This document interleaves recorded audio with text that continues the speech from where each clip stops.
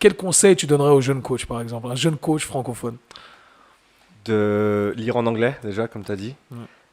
Si possible, partir pour rencontrer et s'instruire, mais je pense que en 2020, c'est pas nécessaire du fait qu'on a tellement d'informations disponibles sur notre téléphone. On peut apprendre énormément sans être nécessairement présent. Ça demande plus de travail, c'est clair. Alors c'est clair, quand tu es dans un environnement, quand tu es en immersion, tu vas apprendre beaucoup plus et beaucoup plus vite. Mais rien ne t'empêche d'écouter, je sais pas, tu as un sujet que tu connais pas bien, par exemple. On prend le sprint. Tu connais pas bien le sprint, tu trouves 5, 10 experts sur le sprint, parce que tu en trouves, hein, il y en a.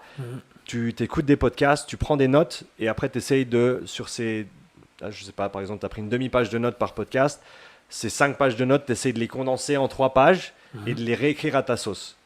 Voilà, maintenant tu as déjà un très très bon point de départ pour commencer à comprendre ce que c'est le sprint, le, le skill, la compétence technique de courir très très vite. Et rien ne t'empêche de faire ça. Alors oui, tu peux payer, aller prendre un séminaire d'une semaine avec un grand nom, avec plein de lettres derrière son nom, etc. Mais au final, oui, tu apprendras toujours mieux en immersion, mais rien ne t'empêche de le faire sans avoir accès à ces choses-là en personne. Donc, à mon avis, et ça, c'est surtout pour pallier aux objections financières des gens qui vont dire ouais, mais je peux pas partir un an au Canada, machin. Non, t'as pas besoin. Si tu as ouvres envie, YouTube, tu peux. Voilà. tu ouvres iTunes et tu trouves ce qu'il faut et t'apprends. Et après, la différence pour moi, c'est le travail que tu fais derrière avec. C'est pas tout d'écouter. C'est chouette d'écouter des podcasts. C'est super joli. Tout ce que j'ai écouté sur mes échelles pendant que je peignais les maisons, j'en ai retenu une infime fraction. Peut-être 1%, peut-être 0,1%. Vraiment retenu, tu vois. Mais alors, quand tu écoutes et après tu appliques ces connaissances-là, tu écris à ta sauce, tu essayes d'intégrer tout ça dans ton modèle de compréhension globale, c'est là où tu avances. Et ça, je pense que c'est un manque, ou peut-être pas un manque parce que certains le font, mais une possibilité que les gens ont pour approfondir leurs connaissances sans devoir payer qui que ce soit ou quoi que ce soit. C'est faire le travail, c'est littéralement ça. C'est tu t'assieds, tu écris, et tu essayes de synthétiser ce que tu comprends. Et après, je pense aussi, le fait de le partager en ligne, ça soumet instantanément ton courant de pensée à l'opinion publique, en fait.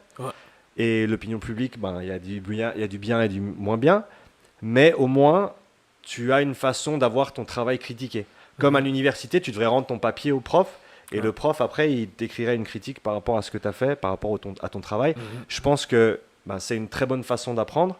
Et si tu n'es pas dans un cadre universitaire et tu n'as pas un prof à disposition pour te faire une critique directe, maintenant on a le World Wide Web et on peut partager toutes ces informations et simplement voilà, dire ça c'est ce que je pense être juste. Maintenant, est-ce que les gens pensent que c'est le cas ou pas et on se fait très vite une idée de est-ce que je vais dans le bon sens ou pas. Tu vois, on va vite se faire taper sur les doigts, on va vite voir dans les commentaires. Le monde internet est juge direct. Juge direct. Mais pour moi, c'est quelque chose de positif.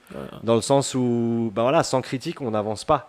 Tu vois, c'est joli de se faire un modèle dans sa bulle, sans parler à personne, sans rien dire. Tu dis, voilà, moi j'ai tout compris, j'ai mon modèle du monde, ça marche parfaitement.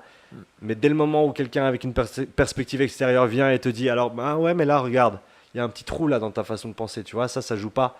Et là, d'un coup, tu te dis, ah merde. Mais c'est cette réalisation-là qui te fait progresser parce qu'il faut combler les brèches constamment.